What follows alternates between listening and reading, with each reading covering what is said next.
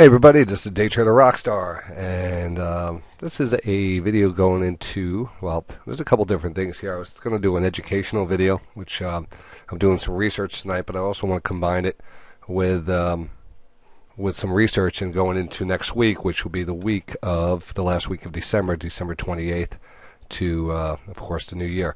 So Happy New Year. Well, actually, Happy Merry Christmas and Happy Holidays. We just got past. This is I'm here at the office. It is, I don't even know what day it is because we had a holiday on Friday. It's the 26th. It's Saturday, so we still have a couple more days until the market opens up, and we get right back at it. But so we're going to start off with our typical market radar, taking a look at the how the market's looking, the S&P 500 to be exact, and that's our go-to index that we pay attention to. And I want to break this down also a little bit more. I've been doing some charting today, and you could actually see, normally I'm putting these yellow circles and yellow squares on the line. Right now, let's go out and take a look at the daily chart, because this is where we want to start. Last week we had the Fed rate rise, and we kind of sold into that. We had a nice pop here, and then the next day we sold off. We got that follow-through sell-off, and boy, it looked wicked. You know, it was like a wicked turn down. It was very volatile, and you didn't know which way was up and which way was down. The market came back strong. Typically, we have this very bullish, what they call the Santa Claus rally, but even that pre-Christmas, that last 7 days of the year rally. And it really started on Monday, Tuesday, Wednesday, and then Thursday, not much expected and not much given. But one thing we had, is just another textbook channel here. Now, as you know from watching the show, we pay attention to really some key patterns, and we try to keep all the fluff out of it. These are really go-to patterns we want to pay attention to, how the market typically behaves. It's almost like something in nature, when we talk about nature and how things develop, and we know about the Fibonacci's and stuff. But there's other, other things we have to pay attention to, and that's just, support and resistance and straight lines and trend lines and some of the more important patterns we pay attention to. But the important part right here is we actually, let's go back out here until this last time we got oversold on the daily. The last time we got that oversold on the daily, we pointed that out with the yellow circle, and that has been a go-to trade for us for the last 2 years, going on 3 years.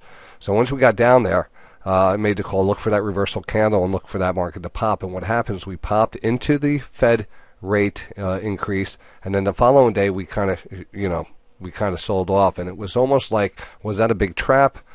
Was that a big bull trap? Was that sell the news? Buy the rumor, buy the Fed, rate rise. We were expecting the market to rally on that, and it did rally after they came out with the rise, and Janet Yellen came on TV, and the market screamed higher, and we closed at the highs. And then yesterday, or actually the day after, we sold off. We continued to sold off. But what that led and left us was a beautiful pivot area. So now we had these two big pivot areas. And a pivot area is really a definition of a pivot. The way we use it is, whatever time frame we're using, we're making a significant move off of that time frame. We're making a new trend, and we leave a pivot. That's the area where we move up to down or down to up. In each time frame, you're going to get a different thing. But you have to really see that channel or that trend being broken, that short-term trend that really defines that pivot. So in this case, we had that nice little pivot. You could, and we're talking about this downward trend here, and we popped back up, and we started turning back up, and we turned over. And once we turned over and started breaking down out of this level, we were able to establish a new pivot. So it really gave us 1, 2, 3 lines, and we pulled back, and not knowing, was this it? A lot of bears came out again. It's just, the market is kind of, it does its own thing. It has no market memory. A lot of things that you used to use back in the 80s and 90s with momentum and some pattern breakouts and stuff just don't hold water these days. And each day is something different. And it has a lot to do with algorithms. It has a lot to do with, black box trading. There's things that are moving these markets, and they're able to move them real fast. And once you have an opportunity on one side, it gives you just as much opportunity on the other side. And even though it's frustrated for a person who's buying and going long or going short, because one day you're up, one day you're down, and you just don't know if you're going to catch that trend, which we like to have that trend. Just makes it a little bit more, it keeps the blood pressure down a little if you get a nice run on your stock instead of having to deal with this real chop. So, the whole basics of that talk right now is that, over time you can establish areas that are higher probability areas that are going to give you bigger moves. I pay attention to stochastics. I know people pay attention to MACD. I believe in that also. I mean, I think a lot of these things give the similar signals when they do give you a signal. And these are basic signals. But basic signals work. You don't want to get too complex, but basic signals, we're talking momentum type of buy signals versus sell signals. And once we start to see that momentum, that's half the battle, is to determine which side the trend is and taking that side of the trade. On most occasions, you might have other trade setups based off of news and stuff, but the majority of the time you want to be with fighting on the same side of the market moving. So if you're going down, you want to tend to be looking at shorts, and if the market's moving higher, you want to be tend to looking at longs. So, but as you can see, over the last few months here, it's been choppy, down, up, down, and you are getting these trends, and you can identify these trends using that daily stochastic. So we were kind of overbought until we got oversold, and we had that big reversal candle. We moved right back up, and we got overbought, and we stalled out. And we started selling back off, and oversold, and boom, reversal hammer, right back up, and then we failed. And this was a news event, so we always know that news trumps the technicals. And meaning, news could move this market around, but we have to deal with it. We came back down. It looks like all hell was breaking loose again. But then we started moving up into a seasonal area, this Christmas area, and we got this nice move up, which we wanted to. So we ended up taking those calls, going higher, and that we left off right here. And the important point is we kind of left off right at this trend line. The daily stochastics actually look pretty good. They cross back up. They look pretty good. We're not that far off the recent highs. I mean, there's still a big argument that we could actually move higher. Even though we are kind of making this rounded, we made a high here, a lower high, kind of a lower high, and we're kind of just drifting and rolling over. It's hard to go with that. It's just hard at this point to go with that because the economy, what the data is showing us and what the analysts are saying that the economy is continuing to recover. I mean, the jobs market is continuing to recover. You can make your arguments on different ways of looking at that, and that's not the purpose of this video. But the general sentiment is kind of positive versus back in the day in 2008, 2009. So things are much better here, and we're not that far off the high. So there's a good shot that we continue to move higher, and we just have to continue to mark down what are our high probability trades. Why are they high probability trades? And those are the ones we have to take. We cannot get all caught up in trying to overtrade, or overtrading will come, because we're sitting in front of the computer all day. But your big trades will come also, and your big trades are going to be focused on one of the techniques I'm going to show in this video. So normally we look at that that daily oscillator, the stochastic oscillator, and as you could go back here, you could see that every time we got oversold, I'm just looking at the buy side right now because the bigger trend was up, and I tend to do that. Every time we get oversold, we have a significant rally, usually a big candlestick, and then some follow through. Here was a little chop over here, but we continue to move higher. I want to zoom out here. We can go all the way out here. This is more of look. This goes all the way out back to before 2014, 2013. And we're going to 2016. So February. You look at these moves. Move up, move up, move up. And now we start to base out and top out, maybe a topping pattern playing out, but we still get those oversold levels every so often, so it's something to pay attention to. And even back here, I'd even mark it off. And again, now you're starting to see the overbought levels start to react a little bit better too.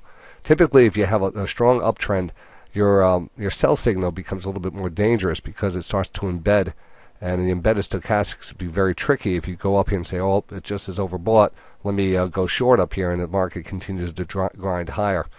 So there's other things that we want to add into the formula and not just take the stochastics. That's what we call it, the 5-indicator system, or the high probability. We take other indicators, and we make sure that they overlap and they all line up. So you want to have everything lining up to get that HPS pure play.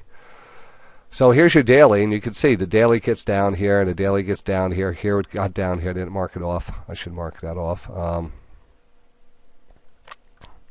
This was a little choppy too. But we had significant moves after that. Now we're really chopping around. Actually, no, excuse me. Let me go back now and get to the where we are now. We got down oversold here. We popped up. We were starting to chop around, but we are starting to face back up. So we have a couple things. We're back up above this big 1, 2, 3 pattern. We kind of flushed out of it a couple times. We got back through it. We're trying to hold on to it. Going into the last week of the year, the Santa Claus rally. That is what we're talking about. Monday, the 28th, right? Is typical of right in the middle of the Santa Claus rally. So we're going to see if this market is actually going to push back up. If these 3 days here, the beginning of last week, were people taking positions in front of this, and if that was, beware again. Same thing with the Fed. People expecting the market to rally, and all of a sudden you get that little rally, but the fast sell-off.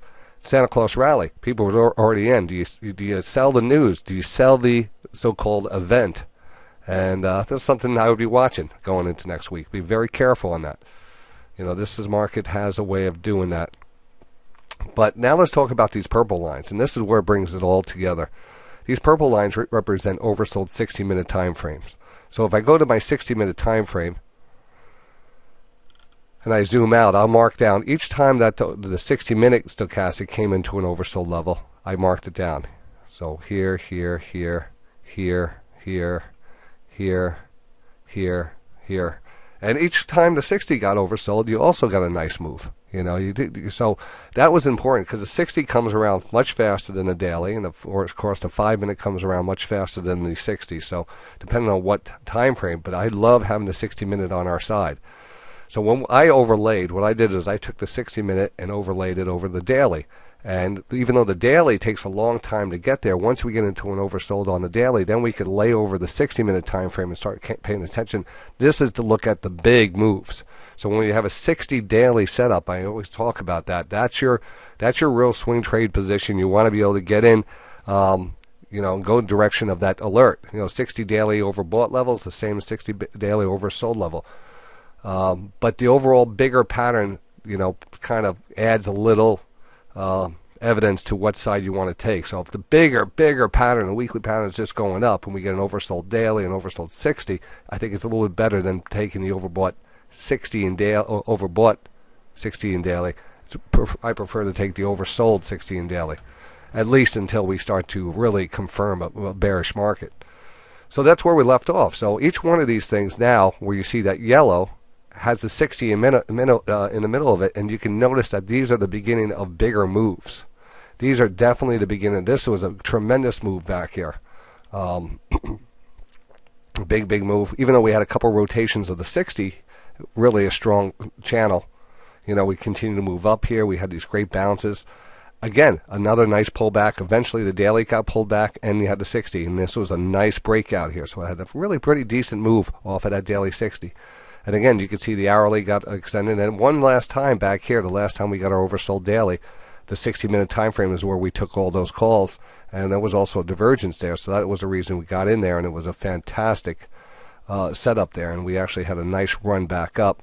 Got overbought on the hourly, and we pay attention to that and said, beware the hourly. Don't get chopped up.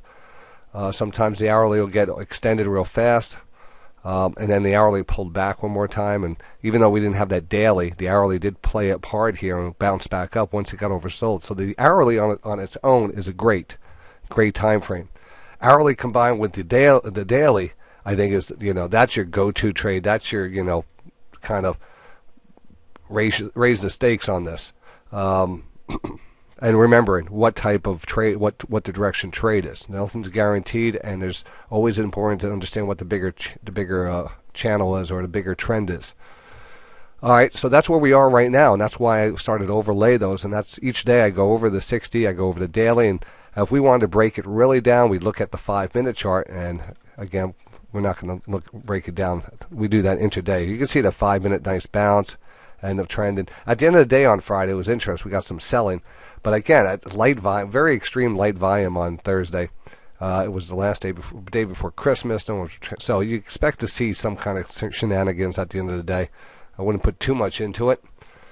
And that's just how we ended. So going into next week, again, we're going to continue to show these setups on the daily and 60. We call this multiple time frames, the daily 60 combination. Love to trade that. Right now, the daily is turning back up. It's bullish. The 60 is kind of crossed, meaning we're crossing.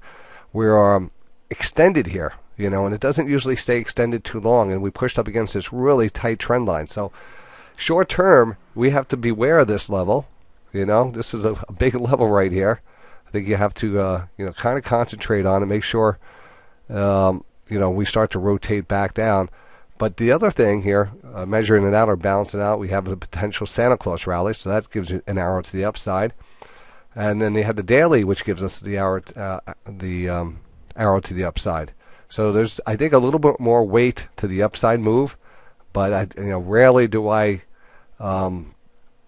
test the waters up here with a long, because eventually, you're going to rotate. Even if it's a small pullback, you're going to rotate back. So maybe Monday we might get a fast rotation back. In this case, we kind of embedded and we pull back pretty fast, and then we continue to move higher. I don't know if we're going to get that type of pullback, or we're going to get maybe just a small little pullback and get embedded up here. Just a couple mixed signals going forward on that time frame. 5 minute, we'll pay attention to that also. So now we're going to get to the part of the video where we're going to concentrate on individual stocks. And I've been trading options a lot. I enjoy it. I just think it gives you it's all different benefits out of it. But the negatives on that is if you could be right and be wrong at the same time. You could be in the right stock, but it doesn't move fast enough, and you start to see that decay in your options. So there's there are some more advanced, complex option techniques, and we're actually going to go into some special shows next week. We're going to do an insider trading show with tight stops, and I'd like to get another option show going, and I'll announce that probably next week. But let's talk about stocks. So just when we talk about high probability setups, one of the indicators is the timing indicator, or the daily 60 setup. It's a daily 60 stochastic time frame that are lining up together, and that's important. So besides that, the other things I want to pay attention to are some divergences, and the divergences are going to be the other part of the package today. I want to go a little bit more into divergences. I teach them every day. We talk about them. Everyone who listens and watches the show should have a good understanding of what a divergence is, but there's always more to learn. And not to make this video too long, maybe I'll split it into two. What I'm going to do is I'm going to show you some divergences, past divergences, and then I'm going to show you the ones that are setting up, because I really do believe the divergence setup is one of the better trading opportunities. Lots of times you'll get a divergence setup with a multiple time frame setup, and that is perfect. Lots of times you get a divergence with a falling wedge pattern. That is perfect too. There's a few indicators I really want to just wait for. The divergence, the time frames, the multiple time frames, the pattern recognition, if it's a wedge pattern or a lower channel line bounce. These are really key. And then we could focus in on some of the candles. But really it comes down to that divergence and seeing how the momentum is measured against the price, and be able to pick up the clues on what's going on. There's so many other things that we deal with. We deal with news. We deal with some other plays, earnings and stuff. But this, if we're just going to do our research and we're going to bring stocks to the table and we put them in the HPS watch list, a lot of them are going to be based off of this methodology. And that's that. So let's take a look at some of the divergence setups. All right, here's an old one in AbbVie, excuse me, a drug stock.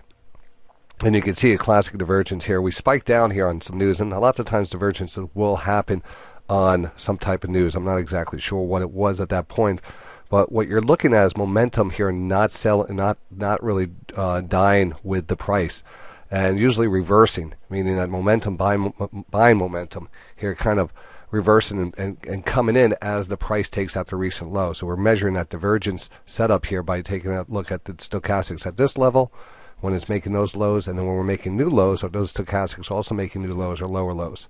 In this case, we're making a higher low. So that's a bullish divergence, and from that point on, we start to see that the move up. And typically, divergences give you bigger moves. It's not the end all, buying, and this is the biggest move you're ever going to see. All these divergences, if it's on the 1 minute, on the 5 minute, 60 minute, whatever time frame you're looking at, has to be considered a short-term trade, or a trade based off of how fast your divergence gets overbought. All right, so once you get back into the overbought level, you have to have a little, understand that you probably are going to get a pullback.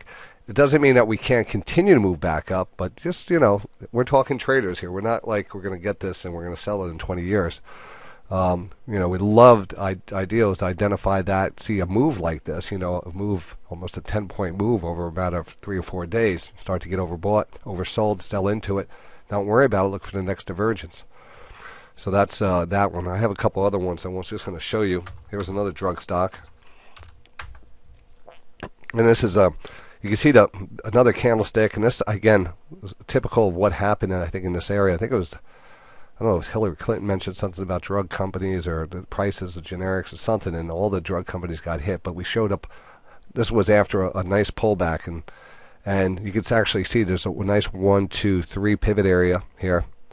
And that pivot area leads to what we call a 1, 2, 3 pattern. And whenever we have a lower trend line and we have that news and we have the divergence, this becomes that high probability zone, multiple indicators.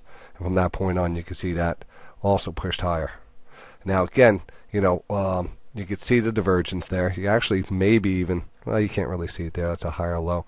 But this was a good one, especially with that reversal candle. Lots of times you'll see divergences happen in the same stocks in the same sector, or the similar stocks in the same sector. And, when you do, that's always a good sign too. Now here is, let's take a look at Cabela's. Here's Cabela's here. It was another decent lower trend line area. We kind of made a little higher low here. Lots of times I'll pay attention to the lower stochastic band here. This is what we call our ram in the bush indicator. And that's, in this case, it's a 9.4. I usually use a 9.3 or 9.3, a 9.3 or 9.4 fast stochastic. And we could see, we tend to see these a little bit better. And the way I have it grayed out here, I think it's just an easier way sometimes to find that. So I keep this hidden, and that's kind of just a members only kind of thing.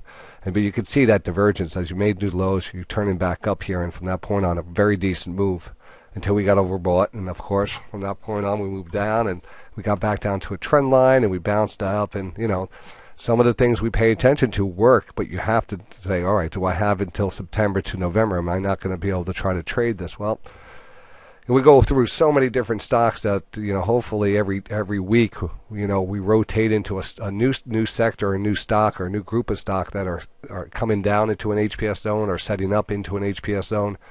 So it's just a matter of striking when the iron's hot. All the sayings you want to say, but best to take these when they do show up, and that's what we're going to put on the watch list. So Cabela's a nice one. CCL. This is a very obvious one right here. I was measuring this one out with you guys at the time. I liked Carnival a lot. And this is the beginning of December. Nice pullback. We kind of flushed here, been chopping around, but you can see that we never really lost the momentum here. Momentum here drifting. The price usually catches up with that, and then boom. I wouldn't chase this now. We're up against highs. Well, actually, I love this as a long-term stock. I mean, I do believe we're going higher here on Carnival Cruise Line. Let me actually write this one down. CCL.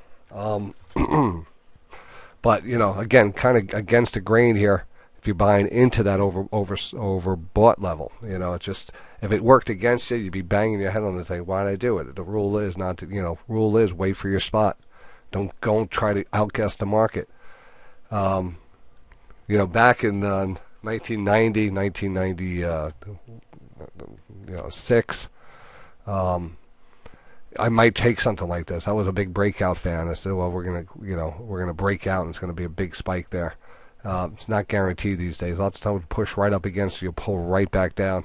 Especially now that I use some of these important indicators that just kind of instill the evidence in your head. It's like it's looking right at what's the last time we did this. The last time we did this. Every time we get overbought, we pull back. So why go against it now? Carnival Cruise Line, great divergence though. Same thing. And as you can see, I'm going through some C stocks now. CVS. This is a pretty decent one. Had that 1, 2, 3. This was a kind of a spike down. We don't count any type of flash crash on a chart, at least only at some points the resistance areas, but or support areas. But typically on these channels, we bust through them, we close back up above them. They, this is really the 1, 2, 3 pattern. So this one, this pivot, this pivot. We came down to close to that other pivot, but we also started putting in the divergence. And again, you can see it on the 9-3, 9-4, and it moved back up and it chop around. It's there. But the important thing here, I've written down on my notes, is these are the combination. This is the HPS combination. You say, all right, it might not be a divergence, but we're not just taking on the divergence. We're taking on because it's a recognizable channel. That's another thing. So we have that supported trend line underneath us. We got the daily oversold. And then at this point, we're starting to see that divergence. That was about 1123 to 1117. Let's see what we could see on the 60 if we could go back that far. 1123, yeah. So you can see that 60-minute time frame here just oversold right here at 1123. It did bounce around here a bit. We actually got oversold here, and we had a nice bounce. Got overbought. Pulled back, got oversold again. Back up, overbought, pulled back, but now I start to see that new trend is starting to develop. Now the oversold levels are continuing to kind of measure out higher lows, so we start to see that bigger trend change. Anyway, that's how you would read into that. And again, another situation. These are old setups. Don't look at them right now for those. Even though great company, CVS, great company. Dolby, DLB. Where's this? I have this written down as show this one for some reason. Dolby. I think we're looking at this as a double bottom. Another thing we have to consider, which I find very effective, is what we call a double bottom divergence. Normally we see that divergence where we have this one low, and then we have a lower low on the price and a higher low on the stochastics. All right, the double bottom divergence is typical. It really counts as the same thing because we're not actually making new lows, but we're kind of coming down, holding that recent low. We hold that recent low, yet we turn up here very, very aggressively, and we just hey, we're not even going to bother. We're not even close to the recent lows, and we just kind of show that continued strength. That's what we call double bottom divergence. It's a divergence, and we just make a double bottom. We're very close to it. And once we have that and we see that move, I think that's just as good as a regular divergence. So here's the other R, here's the other circle here. Right here basically. It's just kind of a similar pullback, but we see that big higher low here. And that's a nice move up there from that point on. And again, nice rotation. Remember, just even if you're at this point, you're extended, you might get a little pullback, you might bounce back up, but why deal with all this crap when you know that you're overextended or you know that you're oversold? DPLO. Again, another nice one. This one actually took out the lows, closed back at a double bottom or above double bottom, but you can see the strength here on the cross up. The bigger the crossover or that higher low, you'll start to see that and measure it out and over time gain experience in it. But that's usually a great sign. And you can see a nice move off of this. Nice move right back up, got extended, continued to move around. But overall, this was the bottom, double bottom divergence. Brinker, EAT, we're on top of this one. This was a beautiful divergence. This happened to be on the HPS watch list. I wonder if it's still there. I don't know what I do on that. Let me see.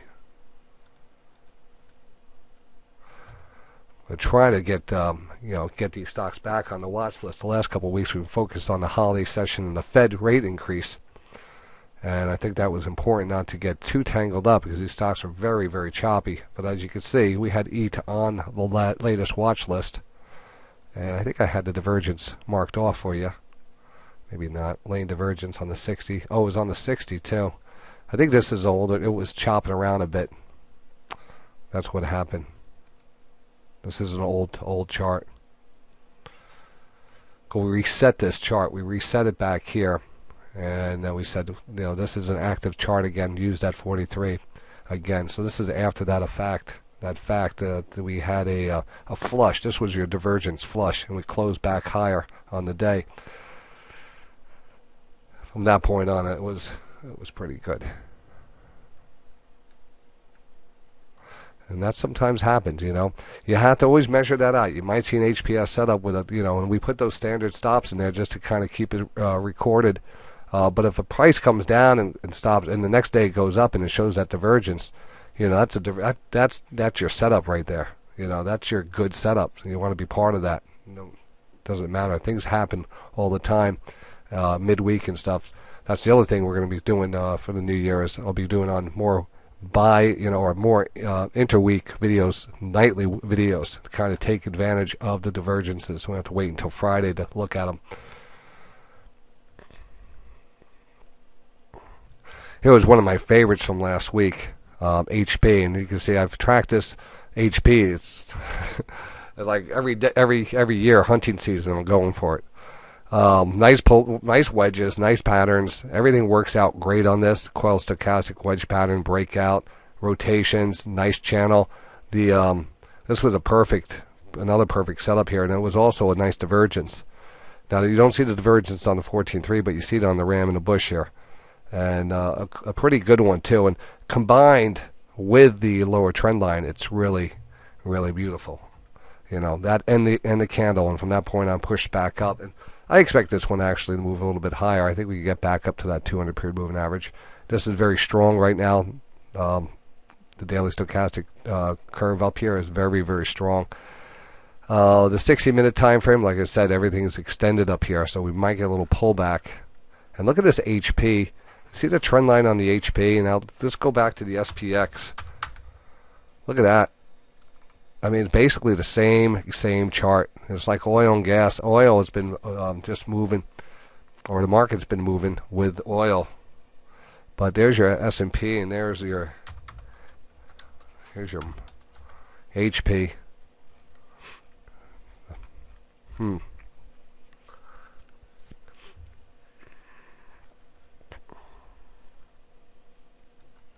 Here we have Palo Alto Networks. I've been trading this one off and on. Haven't looked at it in a while, but they had a nice divergence back here to break down the higher low. The one thing I want to go into before we head to some of the new setups for the upcoming week is these divergences play out at a very high probability. Meaning I do not find many divergences that really fail outright, especially if they're a really good clean divergence. We definitely see how the divergence is setting up. Well, I always try to tell people, I said, let's not try to make a divergence if it's not really a divergence, like trying to pull out that measuring stick and saying that, well, that one's a couple pennies higher. You want to see a good divergence. You want to see that turn back up. I tend to look at that 20-80 line as my kind of my confirmation divergence line. We want to get that follow-through pullback and a higher low above that 20 line or below the 80 line, depending on what you're looking at. So, even though you could probably see this as one, it's close. I had a nice move up, but not many of these break down. If they do start to break down, I would say there's something definitely some issues with the overall market going higher. If you're looking at buy sides and they start to break down a lot, then that's a good signal in itself. But we haven't seen that happen yet, so we'll keep on looking for that. I did not notice this one had happened, but going back here, I'm on my scan here. I'm about 177 stocks in off of 197. And you can see the little breakdown here, and that cross back up was a good sign. That's still holding on to good strength. I mean, not a lot of movement in it, but overall it's been trending back up since that divergence right here. Actually, right here, we took out those lows. We stayed above these recent lows. So you can see that divergence right here. And it was a good one. We started moving back up and slowly pressured back up. And like I said, I've got to stress the case. They don't show up all the time. It takes a while to find these divergences. They tend to show up lots of times if there's something that shakes that stock price down to a recent low. but it's uncalled for, and the momentum here, the underlying buying here continues to remain strong. We start to see that. They're usually really great bottoming patterns coming out of wedge patterns or real good channels. And we just haven't seen. I do have a few setting up now. I'm going to show you about 8 or 9 of them. But these are my go-to trades. I mean, I love finding them. And if they're not there, then we have to look at other things. You kind of take a little bit. Your risk kind of goes up a little. So it's just important to understand that going forward. I just do a lot of scans every day. And I have these really good scans I've been working on. I kind of just bring those divergences to my screen so I can actually share them with you when I do see them. But all right, so give me let me just check this one out. Here's Martin Marietta MLM. Decent divergence. We had that breakdown, that follow through, but you didn't see that final crossover here. It was actually very strong here. We crossed back up, which was a really big sign here. We took out the lows, we started crossing back up. That would have been tough because it really ripped the next day. To consolidate, continue to move back up until overbought. Now it pulled back down. Not looking at it now, but typically lots of times we will see that divergence play out in a type of wedge or a downward channel. In this case, it was kind of a little wedge pattern, a big flush there, and then a reversal and a follow through. All right, so that brings us to the next part of the video, this week's setups. And again, I kind of went over a lot of education, a lot of how to identify some of these setups. This week, we're going to be looking at some of the divergences. I do have a few of them lined up, and I have some other stocks that I want to share with you. If you're watching this video and you're not a member, you're going to not see those, but you did get a lot of information on this. If you're interested in getting the weekly watch list, with all my research and everything in the video format like this, definitely stop by DayTraderRadio.com and sign up. And we'll see you in the markets on Monday. And for those members, continuing on right now, let's talk about